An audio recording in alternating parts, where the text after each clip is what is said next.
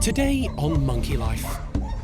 With the maintenance crew hard at work, it's all changed for some of the park's Capuchins, with 31 of them on the move.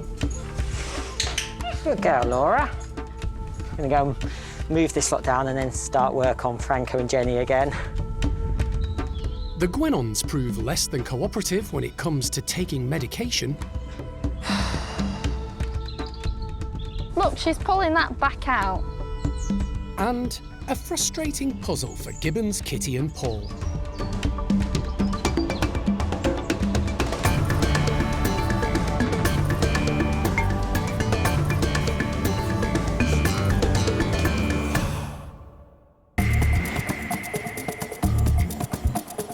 Monkey World in Dorset, buried deep in the English countryside, is the largest sanctuary of its kind on the planet. The team, led by Dr. Alison Cronin, rescue and rehabilitate abused and unwanted primates from all over the world. Anything could happen. You really have to have an open mind. The park provides a home for more than 260 primates from 24 different species.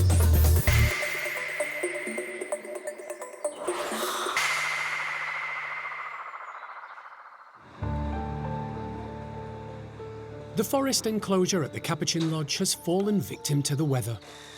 A series of storms struck with such ferocity it caused floods, took down some of the trees, and destabilised part of the fence line.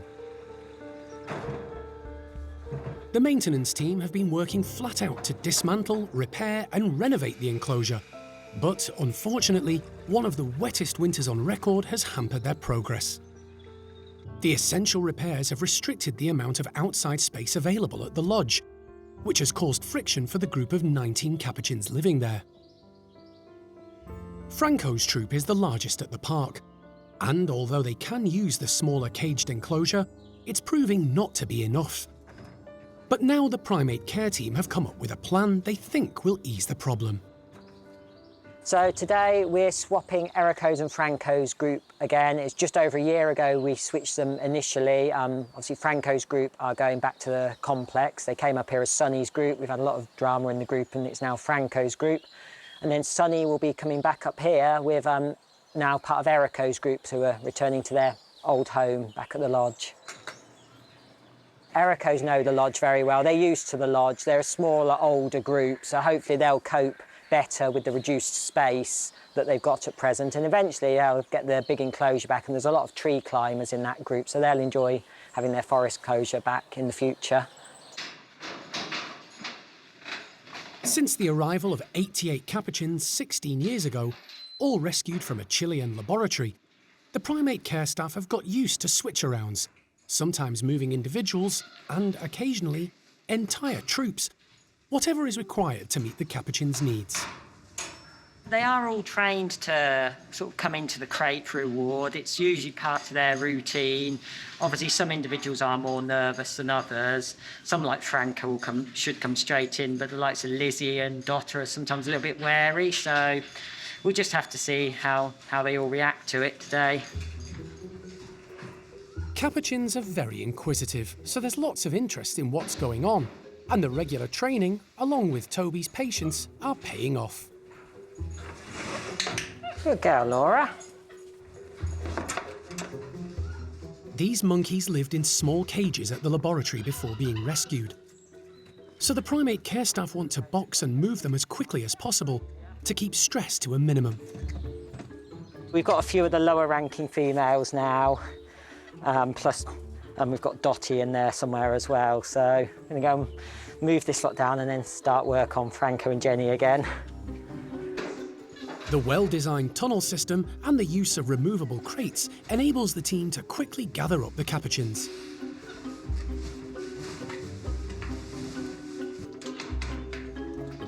They're crated in pairs or small groups, and then whisked down to the Capuchin complex where they're let into a temporary bedroom. Good boy. They'll be kept inside until Erico's troop have also been crated and transferred to the lodge. Only then can they be let out into their new house. Fortunately, it doesn't take long for Franco's troop to complete the move.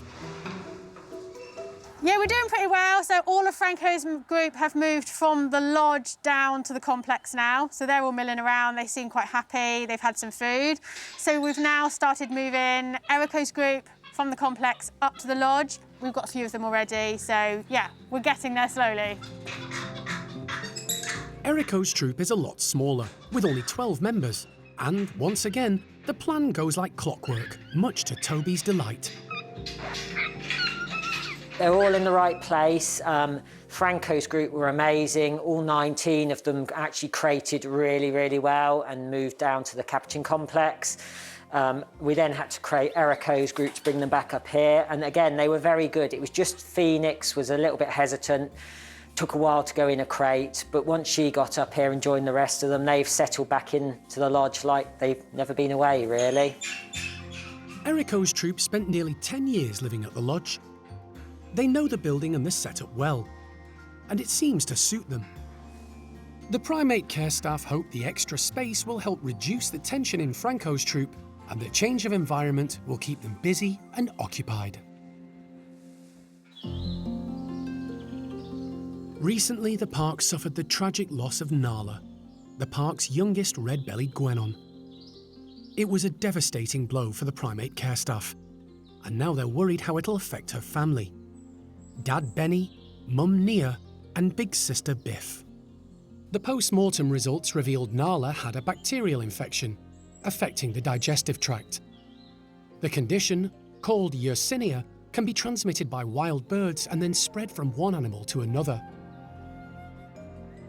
The rest of the guenon family need a course of antibiotics to ensure they stay fit and healthy. We're just treating the guenons as precaution, just in case. So it's really important they take these medications just so we can rule it out. But persuading the 3 guenons to take the antibiotics could prove difficult. They don't stay still for long. Hello. You gonna be a good girl?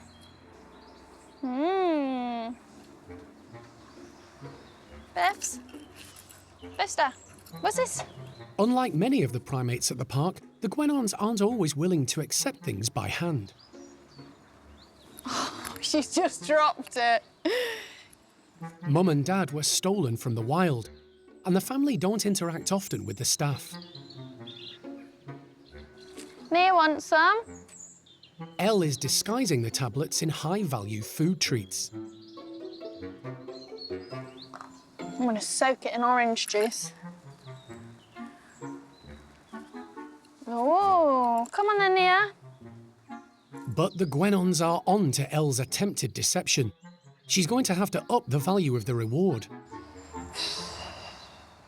And when Nia does take one in a piece of malt loaf, she stores it in a cheek pouch.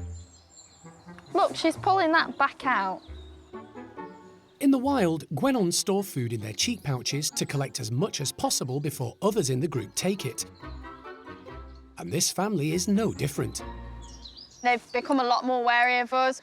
It doesn't help that also they've got these huge cheek pouches, so if there's anything we do find that they like food item-wise, they just tend to cheek pouch it, and then an hour later they pull it back out. So it's making it extremely difficult for some medications that we really need to get into them. Dad Benny is less reluctant, demonstrating to the rest of the family how it's done. Oh, Benny's a good boy, because he's had all of his. New guenons. How about a bit of lemon curd?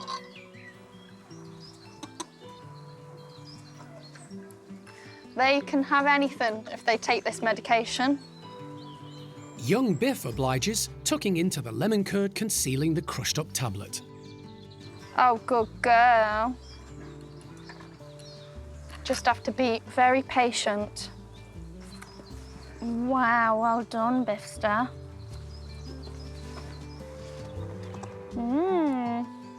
Mum Nia is still having none of it. Surely that's nice. But the team have an alternative at the ready. Yeah, the guenons aren't great. We're taking the tablets. Okay, I'll go get that for you now.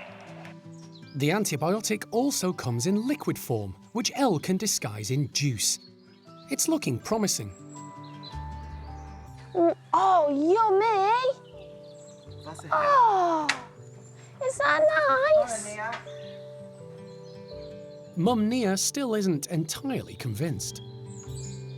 We've just got to take what we've got. So Biffy's had around 80%. Benny's brilliant, he's had 100%. Nia's had around 50%. Ideally, we want 100%, but if we just keep carrying on bothering her, she might never come back again for the lunchtime dose or the afternoon dose, so I'm admitting defeat. The team decide to leave the 3 guenons in peace for now. It's important they all take the medication, so the staff will try again later in the day.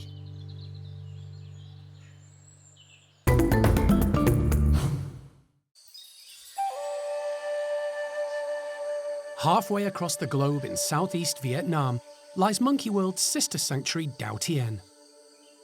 It's an island reserve on the Dong Nai River within Cat Tien National Park.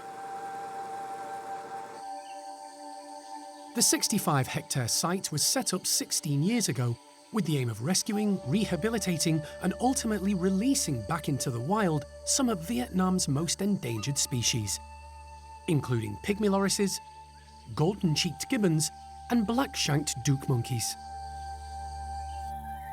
A few days ago, the number in residence increased by 2, with the arrival of a pair of 4 to 5-month-old silvered langurs.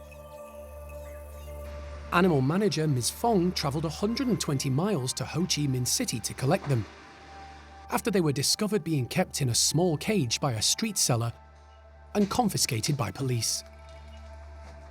Despite being dehydrated and traumatised, the pair, female Danny, who has started her dark colour change, and male Diep, the younger of the 2, survived the night, thanks to the care of the Dao Tien staff.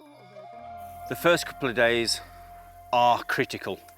Generally, the primates turn up and they're actually in shock because they're fed the wrong diet, they've been snatched from their parents and they're sat in small cages on the streets, noise, pollution, people everywhere, very stressful conditions, and the body goes into shock.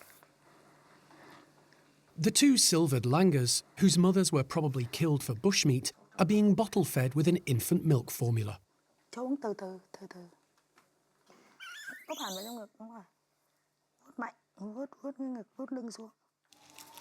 Staff at the centre are providing the pair with 24-hour care, and they have each other for company in their temporary accommodation. Their arrival highlights the need for the brand new facility currently being erected on the island to cater for the ever-increasing numbers being rescued. Lee is there to oversee its completion. Until it's ready, many of the primates already going through rehabilitation are living in the larger outdoor caged areas. Danny and Diep are taken to meet some of them in the hope they can become instrumental in supporting the 2 youngsters. Generally what we'll do, as we have done, we'll bring them over to the species we already have here so they get that interaction straight away. It's part of their rehabilitation, it's part of their transition, and it's to make sure that they don't get imprinted by humans. They're a primate, they need to be seen and interact with their own species. You know, we can do everything possible for them, but if we do it and we do it all, they'll never be releasable. They'll just like people too much. They have to become a primate. It's a short visit. The team don't want to cause the infants undue stress, but are planning longer meetings as their confidence grows.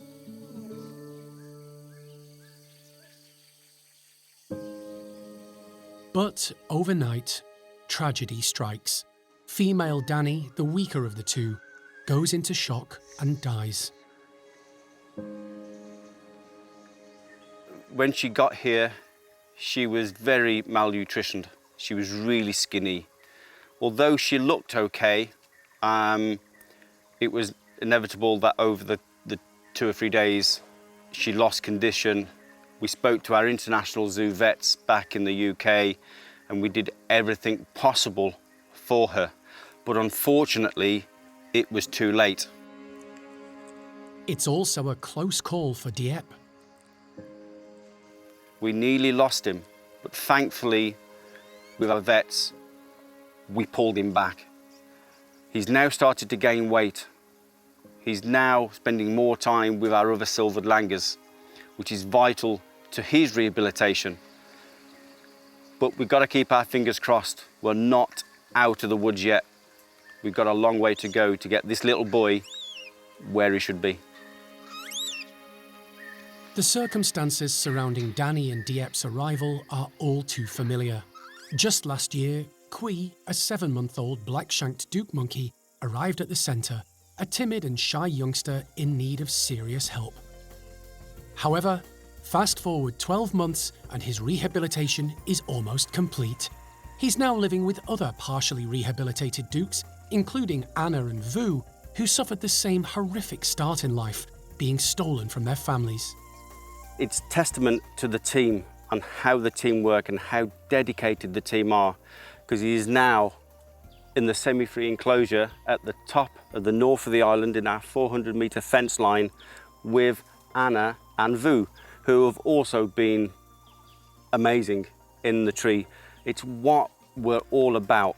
It's giving something back they've had taken away. The end result is what we have here today. So fingers crossed they continue to do well, and then hopefully when the time comes we can release actually onto Dao Tien with the family of 11 Dukes that we already have here. Lee is hoping Dieppe's future will follow the same path as Qui's. You want a bit of breakfast? There you go.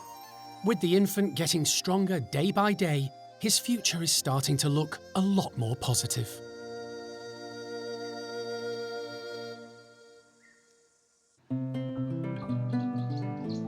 Back in the UK at the park's Gibbon complex, primate care staff member Sarah is giving Paul, an Agile Gibbon, and his companion Kitty, the park's only La Gibbon, breakfast with a challenge.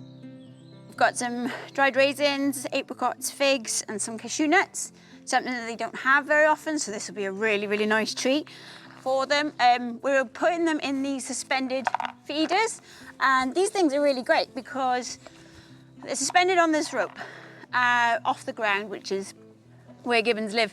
They are movable so that the gibbons can maneuver them like that, so all the treats should sort of fall out of the holes.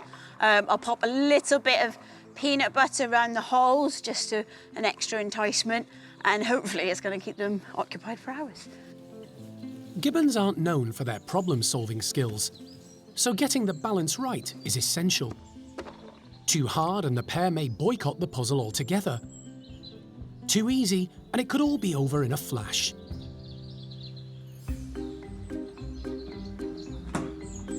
The slide to the outdoor area is opened and Kitty dashes through. She immediately spots the tube feeders and heads across to investigate. Attaching the feeders to ropes makes accessing them a little tricky.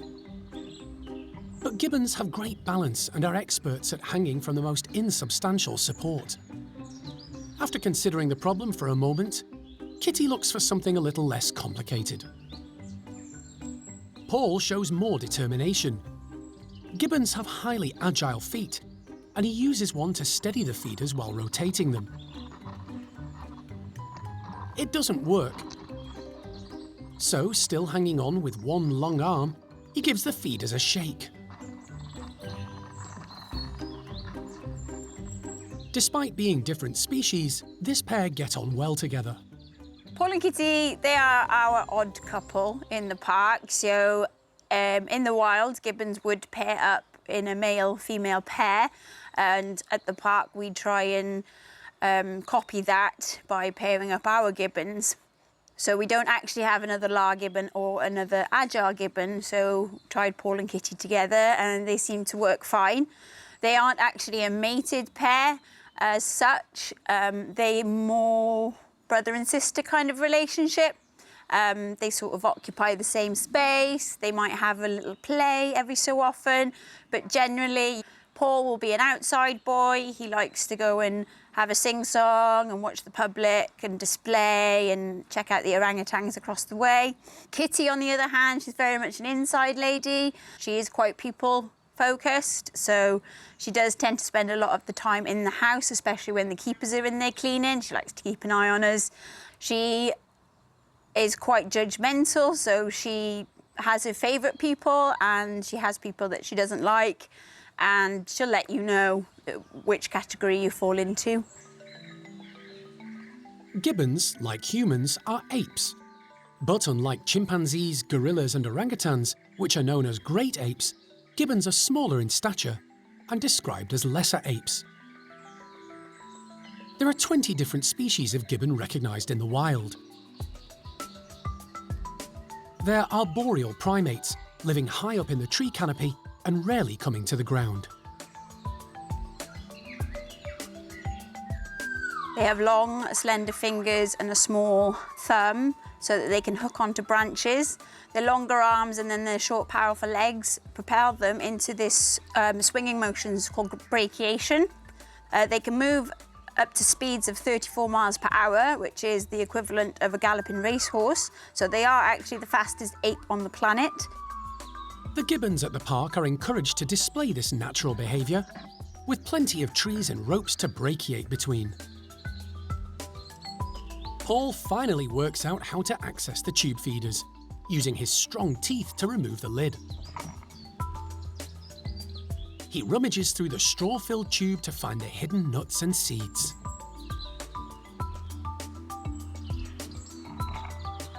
Gibbons may not be the best problem solvers, but today's challenge was pitched just right for Paul and Kitty, and they used their long fingers to reach the food treats inside. They've also had a good workout, using their brains and strength to earn their breakfast.